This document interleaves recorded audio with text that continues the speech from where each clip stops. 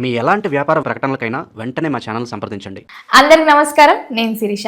ముందుగా అందరికీ శ్రీ పరాభవనామ సంవత్సర ఉగాది శుభాకాంక్షలు. ప్రస్తుతం మనతో పాటు ఉన్నారు ప్రముఖ ఆధ్యాత్మికవేత్త, జ్యోతిష పండితులు, శ్రీచక్ర ఉపాసకులు మణికంఠ శర్మ గారు. గురుగారితో మాట్లాడదాం. నమస్కారం గురుగారు. పరమేశ్వరార్పణమస్తు. గురుగారు, ముందుగా మీకు ఉగాది శుభాకాంక్షలు అండి. అందరికీ కూడా పరాభావనామ సంవత్సర జగదాంబికా అనుగ్రహం కలుగుతూ అనుకున్నటువంటి రంగంలో ఉత్తీర్ణమైనటువంటి స్థితిగతుల్లో ఉండాలని మనస్ఫూర్తిగా కోరుకుంటున్నాను.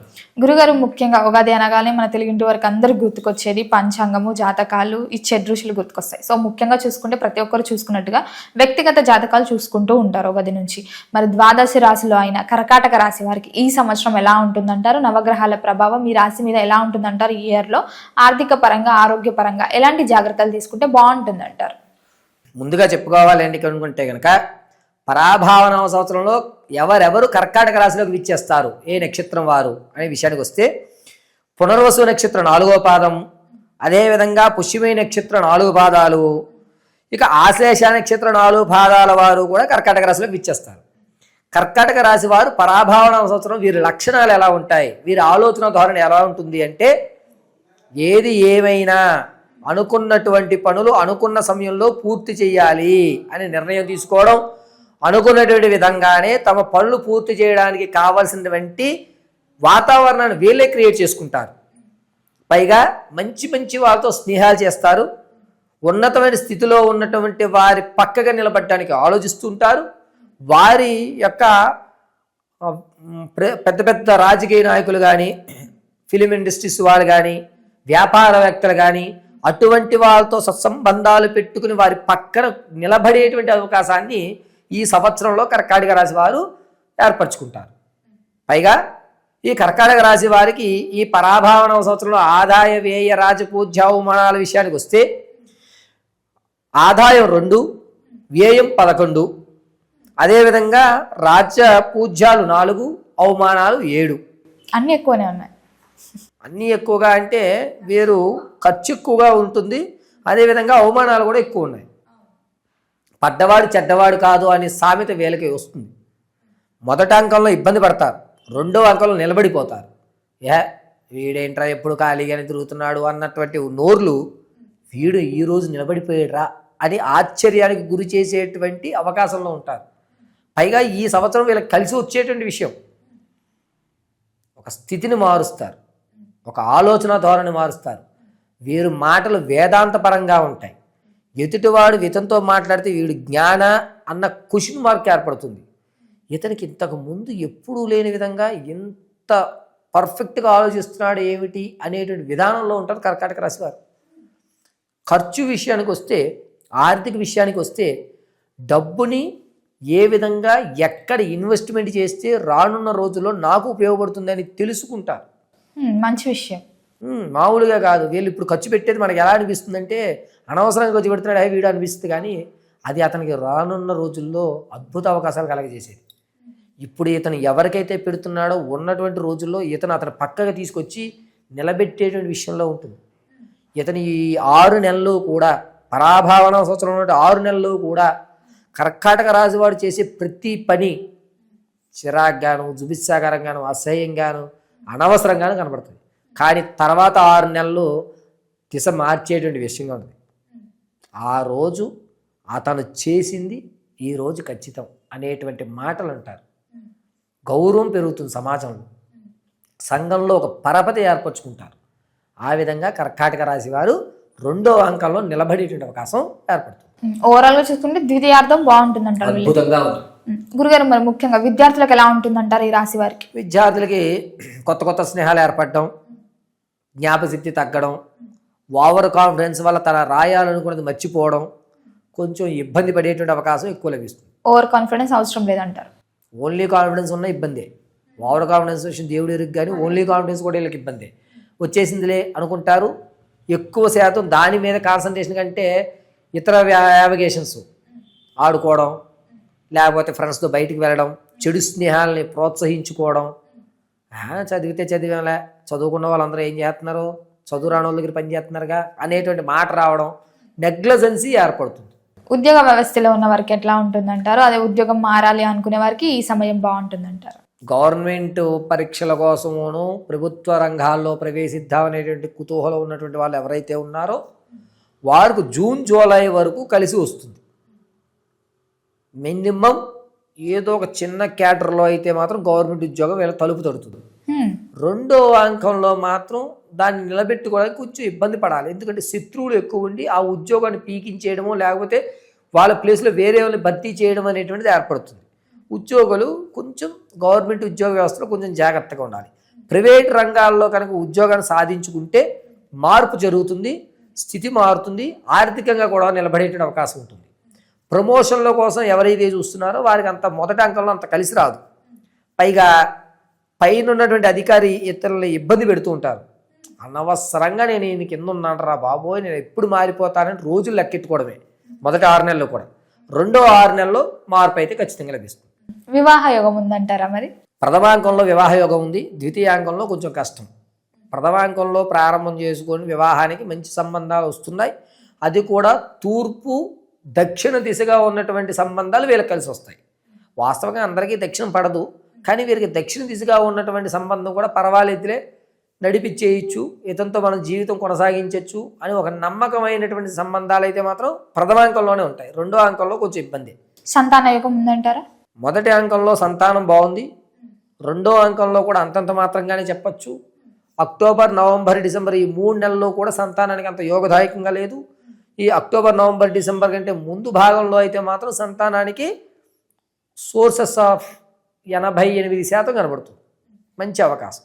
ముఖ్యంగా మరి ఎవరైతే విదేశాలకు వెళ్ళాలనుకుంటారో అక్కడ చదువుకోవడానికైనా సెటిల్ అవ్వడానికైనా విదేశీ యోగం ఉందంటారా? విదేశీ యోగానికి వస్తే కనుక జూలై 24వ తారీఖు నుంచి ప్రారంభం చేసుకుని అక్టోబర్ వరకు కూడా విదేశాలకు వెళ్ళడానికి, విదేశాల్లో స్థిరపడడానికి మంచి అవకాశం. ఆ తర్వాత కొంచెం ఇబ్బందులే. ఈ లోపు వెళ్ళగలిగితే కనుక అక్కడ మంచి సెటిల్మెంట్, కొత్త పరిచయాలు ఏర్పడటం, అక్కడ సిటిజన్స్ మనల్ని ప్రోత్సహించడం జరుగుతుంది. కాబట్టి ఈ టైం మంచి టైంగా చెప్పచ్చు విదేశాలకి. కుటుంబ వాతావరణం ఎలా ఉంటుందంటారు ఈ సంవత్సరంలో? కుటుంబ వాతావరణం విషయానికి వస్తే కనుక కాస్త ఇబ్బందిదాయకంగా ఉన్నా కూడా అందరూ కలిసే ఉంటారు. దగ్గర సంబంధాన్ని కోల్పోయేటువంటి అవకాశం లభిస్తుంది. అంటే కుటుంబంలో ఏ సమస్య వచ్చినా మా మేనమామ చూసుకుంటాడు, మా బావ చూసుకుంటాడు, మా అన్నయ్య చూసుకుంటాడు, ఇలా మనం ఎవరినైతే డిపెండ్ అవుతామో ఆ డిపెండ్ బాండింగ్ ఏదైతే ఉందో అది దూరం అయిపోతుంది. ఎంత చెప్పినా నువ్వు మారవు అనేసి వార్తలను విడగొట్టేటువంటి అవకాశం, థర్డ్ పర్సన్స్ రావడం, దానివల్ల లేనిపోని కలహాలు రావడం, మిస్అండర్స్టాండింగ్ అనేటువంటిది ఏర్పడుతుంది. ఓవరాల్గా చూసుకోవాలంటే కుటుంబాల్లో కొంచెం అవకతవకలే ఎక్కువగా కనిపిస్తున్నాయి. ఈ రియల్ ఎస్టేట్ అయినా పెట్టుబడుల రంగంలో ఉన్న వారికైనా ఎలా ఉంటుందండి? రియల్ ఎస్టేట్ అయితే మాత్రం మొదటి 6 నెలలు వెళ్ళొద్దని చెప్తాను. అసలు పెట్టుబడే పెట్టద్దు. రెండో అంకంలో కొంచెం పర్వాలేదు, ఊరట కలుగుతుంది. రూపాయి లాభం రాకపోయినా ఖచ్చితంగా ₹10 అయితే లాభం చూస్తారు. ఈ సంవత్సరంలో తల్లిదండ్రులు పిల్లల పట్ల ఎలాంటి జాగ్రత్తలు తీసుకోవచ్చు అంటారు? పిల్లల పట్ల తల్లిదండ్రులు ఈ కర్కాటక రాశిలో వారు ఎటువంటి జాగ్రత్తలు అంటే కనుక కొంచెం నిదానంగా ఓపికతో ఉండండి. మీ పిల్లవాడు మారతాడు అని ఓపికతో ఉండండి. వాడు నెగ్లజెన్సీ ఏర్పడుతోంది కాబట్టి వ్యక్తిగతమైన జాతకం చూపించుకోండి. నక్షత్రపరంగా కాకుండా వ్యక్తిగతమైన జాతకం చూపించుకోండి. పేరు బట్టి కూడా వద్దు.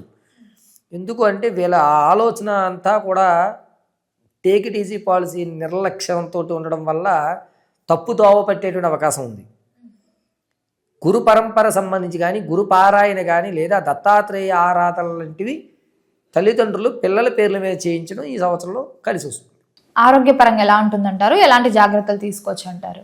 మొదట అంకమైనటువంటి జూన్ నుంచి ప్రారంభం చేసుకుని అక్టోబర్ వరకు కూడా ఈ కర్కాటక రాశి వారికి వెన్నెముకల ఇబ్బందులు, అదేవిధంగా ఈ చిన్న మెదడు దగ్గర కొంచెం ఇబ్బంది కలిగేటువంటి అవకాశం. ప్రయాణాలు చేసేప్పుడు చాలా జాగ్రత్తగా ఉండాలి. ఈ భుజానికి సంబంధించి ఎరగడము, లేకపోతే ఒక మినిమం 10 నుంచి 15 రోజులు బెడ్కి అయితే ఉండడం జరుగుతుంది. సర్జరీ జరిగే అవకాశాలు ఎక్కువ లభిస్తున్నాయి. కాబట్టి కొంచెం జాగ్రత్తగా ఉండండి. గృహయోగం, వాహన యోగం, బంగారు కొనుగోలు ఇలాంటివి ఏమైనా జరగవచ్చు అంటారా ఈ సంవత్సరం? గృహయోగము, బంగారు కొనుగోలు, స్థిరాస్తు చరాస్తుల విషయానికి వస్తే కనుక మొదటి అంకంలో కొనుగోలు చేస్తారు, రెండో అంకంలో అవి అమ్మేస్తారు. కొన్నంత ఆనందం రెండోసారికి ఉండదు. ఎందుకంటే ఆర్థికమైన ఇబ్బందులు కలగడం వల్ల వాటిని తీసేస్తారు. ద్వితీయార్థంలో ఆర్థికంగా కొంచెం ఇబ్బంది ఉంటుంది. ఇవి తీసేసి అప్పులు తీసేసుకుందాం అనేటువంటి ఒక ఆలోచనలోకి వచ్చేస్తారు. కొనకుండా ఉండడం బెటర్ నన్ను అడిగితే. మరి ఈ ఇయర్లో కర్కాటక రాశి వారికి హెచ్చరిక అంటే ఏం చెప్తారు మీరు? స్థలాలకు సంబంధించి కానీ, అపార్ట్మెంట్స్ సంబంధించి కానీ, భూ సంబంధితమైన ఏ విషయానికన్నా సరే పెట్టుబడి పెట్టేటప్పుడు 1కి 2 సార్లు, 2కి 10 సార్లు ఆలోచించుకోండి. కాగితాలైనా తేడా ఉంటుంది, లేకపోతే మీరు అడ్వాన్స్ ఇచ్చిన తర్వాత ఆ యొక్క సంస్థ బోర్డు అని తిప్పేస్తుంది, లేదా మీరు ఇచ్చినటువంటి ఆ వ్యక్తి ఉడాయించేస్తాడు. కాబట్టి పెట్టుబడి విషయంలో చాలా జాగ్రత్తగా ఆలోచించి 1కి 10 సార్లు ఆలోచించి పెట్టుకోండి. అకస్మాత్తుగా ధనలాభం జరిగే ఛాన్సెస్ ఉన్నాయండి? అవకాశాలు తక్కువ. కోర్టుకు సంబంధిత విషయాల్లో మాత్రం విజయం సాధిస్తారు తప్ప ఆకస్మిక ధనం వచ్చేటట్టు కోర్టు వ్యవస్థలో అది కూడా మీరు అనుభవించడానికే తప్ప అమ్ముకోవడానికి ఉండదు. ఆ విధంగా డిక్లరేషన్స్ వస్తాయి. మరి రైతులకు ఎలా ఉంటుందంటారు ఈ ఏడాదిలో? ప్రథమాంకం ద్వితీయాంకం అద్భుతంగానే ఉందని చెప్పచ్చు, నష్టం లేదు. అలాగని లాభపడరు. ఒకే పొలంలో 2 పంటలుగా డివైడ్ చేసి తను ఇంతకు ముందు చేసిన తప్పును సరి చేసుకుంటాడు. కాబట్టి ఇబ్బందిదాయకమే లేదు, రైతులు కాస్త ఊరడగలిగే అవకాశం లభిస్తుంది. లక్ ఏదైనా కలిసి వస్తుందంటే ఈ సంవత్సరంలో ఏ పరంగా కలిసి వస్తుందంటారు వీరికి? వీళ్ళకి అదృష్టం కలిసి వచ్చేటువంటి విషయంలోకి వచ్చేసరికి ఏంటంటే ద్వితీయాంకంలో కొత్త పరిచయం ఏర్పడుతుంది. ఆ కొత్త పరిచయం వల్ల ఒక స్థాయి అయితే మారుతుంది ద్వితీయాంకంలోనే. అది కూడా పడమట దిశగా ఉన్నటువంటి స్నేహితులే ఏర్పడతారు. దానివల్ల వీళ్ళకి కలిసి వస్తుంది. గురుగారు, మరి మొత్తం మీద ఈ సంవత్సరం అంతా అన్ని రంగాలలో ఉన్న వారికి ఏ దైవాన్ని పూజించుకోవచ్చు అంటారు? ఎలాంటి పరిహారాలు చేసుకోవచ్చు అంటారు? వీరు కర్కాటక రాశి వారు వ్యక్తిగతంగా అయితే మనం చెప్పడానికి ఉంటుంది. ఓవరాల్ గోచార రీత్యా అయితే కనుక కర్కాటక రాశి వారు ప్రతిరోజు గణపతి ఆరాధన చేయడం మంచిది. పైగా ఎక్కడన్నా ఉంటే సిద్ధి బుద్ధి గణపతి దేవాలయానికి ప్రాధాన్యత ఇవ్వండి, లేదా క్లీం గం గణపతయే నమః అనేటువంటి మంత్రాన్ని చదువుకోండి. కుదిరితే మీకు దగ్గరలో ఉన్నటువంటి గణపతి దేవాలయంలో ప్రతిరోజు కూడా తెల్ల జిల్లేడు పుష్పాలతో పూజ చేయించండి. గురుగారు మేము అంతవరకు వెళ్ళలేమండి అంటే కనుక ఇంట్లోనే గణపతిని, పసుపు గణపతిని అయినా సరే, ఒక గణపతిని చేసుకుని పౌర్ణమిలో నీళ్ళలో కలిపేయాలి. అమావాస్యలో చేసేసుకోండి, 15 రోజులు పూజ చేయండి, పౌర్ణమిలో నీళ్ళలో కలిపేయండి, పౌర్ణమిలో మళ్ళీ గణపతిని పసుపు గణపతిని చేసుకోండి, అమావాస్య వరకు పూజ చేయండి, అమావాస్యలో నీళ్ళలో కలిపేసి ఆ నీళ్ళు చుట్టూ మొదట్లో వేసేయండి. ఈ గణపతికి తెల్లటి పుష్పాలు కానీ లేదా జిల్లేడు పుష్పాలతో కానీ అర్చన చేయడం, క్లీం గణపతి నమః అనుకోవడం, మెల్లో గ్రీన్ కలర్ అనే మరకత మణి అంటారు చూసారా, ఆ మరకత స్టోన్ ధరించడం మంచిది. వీళ్ళు ధరిస్తే కనుక ఆలోచన విధానం మారుతుంది, చెడు స్నేహాలకు వెళ్ళరు, అనుకున్న స్థితిలో ఉంటారు, ఆరోగ్యం కూడా ఇబ్బంది పెట్టేటువంటి అవకాశం లభించదు. మరకతం అనేటువంటిది వీళ్ళు శరీరానికి ధరించడం చాలా మంచిది. గురుగారు, మొత్తం మీద ఈ సంవత్సరంలో కర్కాటక రాశి వారికి ఎలా ఉండబోతుంది, ఎలాంటి జాగ్రత్తలు తీసుకోవాలి, ఏ దైవాన్ని పూజించాలో తెలియజేసినందుకు ధన్యవాదాలు. పరమేశ్వర అర్పణమస్తు.